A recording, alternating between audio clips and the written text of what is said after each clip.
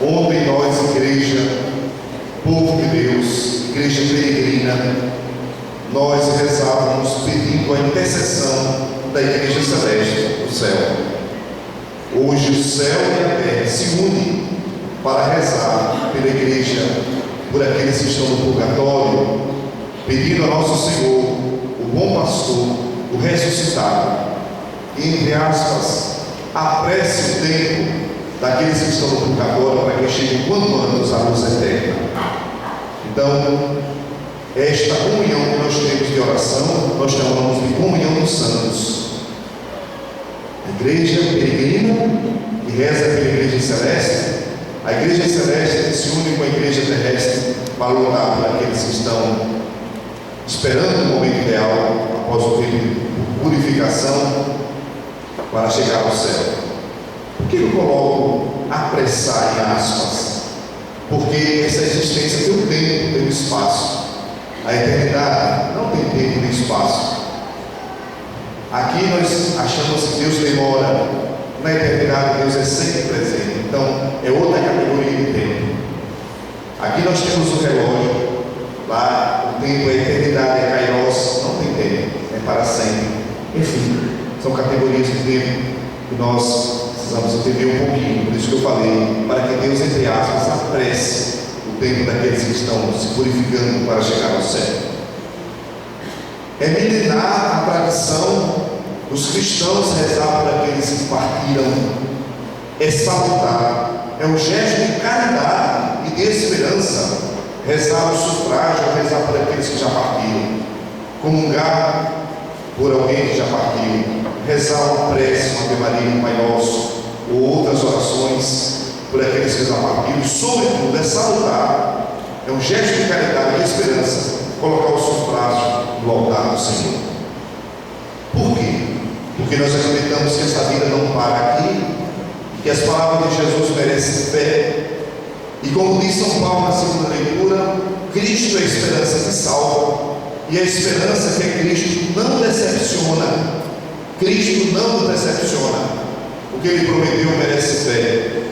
Então, nós existimos, nos movemos e somos por Ele, e um dia deixaremos esta existência para compartilharmos das alegrias do céu. Acreditar na ressurreição é um costume desde o Antigo Testamento. Primeiro nós temos em Judas Macabeus, lá no livro dos Macabeus, quando terminou a guerra dos Macabeus com os povos pagãos, Judas Macabeus falou assim: vamos agora montar um altar para o Senhor, para o Deus da vida, e vamos rezar em sufrágio pelos soldados que foram tombados, chacinados na guerra. Isso já desconta a possibilidade da gente, desde o Antigo Testamento, no mundo judaico, a gente acreditar que existe uma vida além, existe uma vida póstuma. Tem um relato muito bonito também em Judas Macabeu, quando o rei Antíoco, ele quis forçar uma mãe com 7 filhos, eles eram judeus que não comem carne de porco. O rei queria exatamente forçar aquela mãe com 7 filhos a se prostrar diante dele, porque ele se colocava como Deus, e ela foi dando coragem um a um dos filhos, apontando, dizendo o seguinte: meu filho, não coma carne de porco e não adore esse rei rico. O Deus da vida, que nos deu a existência, por Ele nos movemos e somos, um dia haverá de nos ressuscitar. Ela foi exaltando cada um, um relato muito bonito, que mostra a fé na ressurreição desde o Antigo Testamento. E nós temos um relato hoje muito bonito do livro de Jó, aqui em nossas mãos, no boletim. Jó, não obstante ter perdido tudo, até o ponto de dizer: nu saí do ventre da minha mãe, nu retornarei para o meu pai. Ele perdeu tudo, mas não blasfemou, ele perdeu a sua fé e depois recuperou tudo. Veja que coisa bonita ele diz, testemunho sobre a ressurreição, aí no versículo 25 da primeira leitura que nós acabamos de ouvir lá.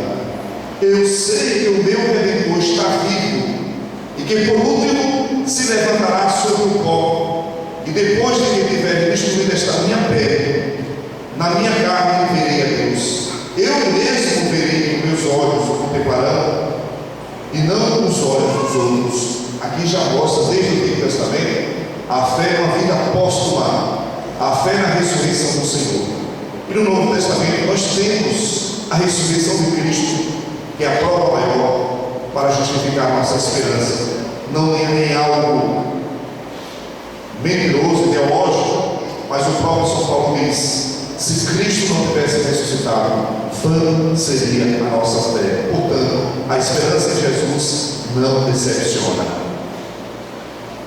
Então, no Novo Testamento nós temos Jesus Cristo que ressuscitou, mas temos o exemplo de uma mãe que sofreu bastante com seu filho. Ele se converteu e mostrou também que ela tinha esperança na ressurreição e entendia bem o que nós estamos fazendo hoje, a necessidade de rezar por aqueles que partem. Santa Mônica foi visitar Santo Agostinho em Milão, que já era padre.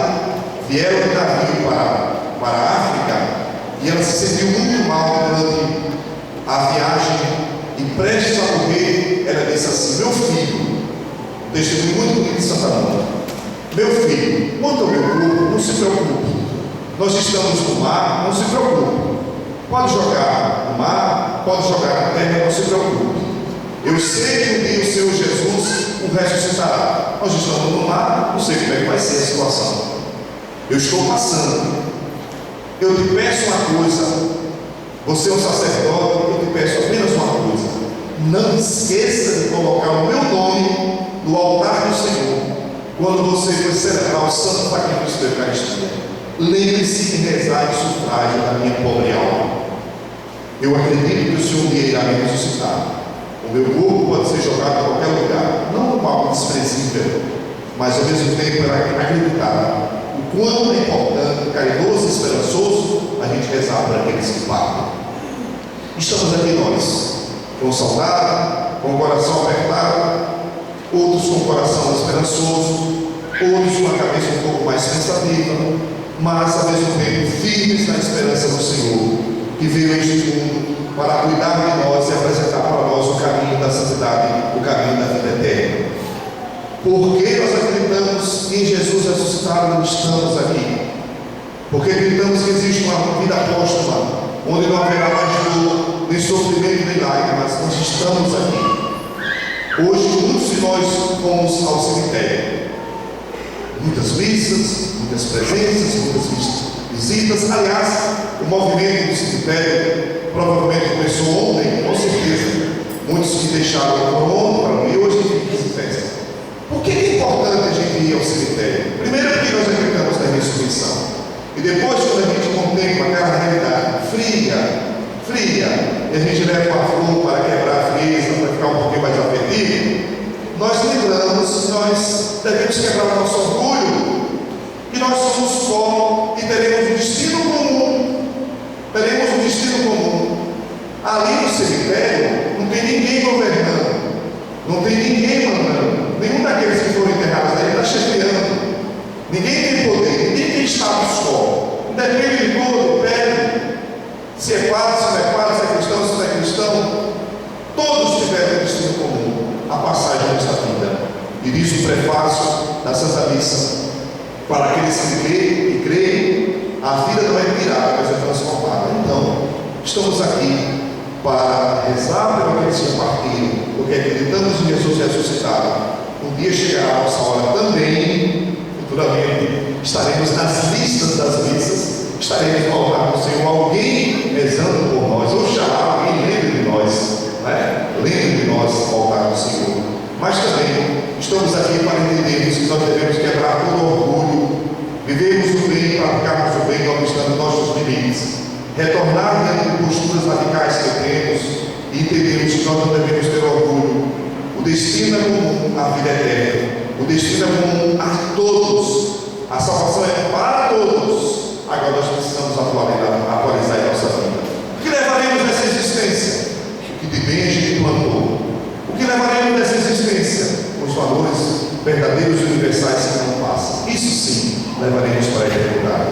Que o Senhor nos ajude a entendermos essas realidades e nos dê, sobretudo, a esperança e a fé na vida eterna. Louvado seja nosso Senhor Jesus Cristo.